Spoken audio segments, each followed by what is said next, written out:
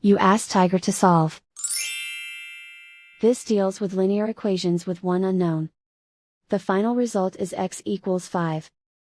Let's solve it step by step. Simplify the expression. Group like terms. Simplify the arithmetic. Group all constants on the right side of the equation. Add 8 to both sides.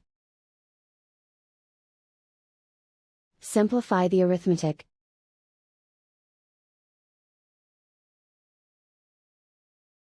Isolate the x. Divide both sides by 2.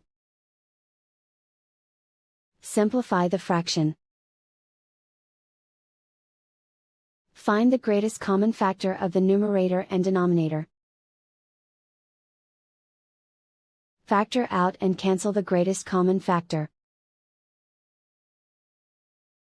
And so the final result is x equals 5.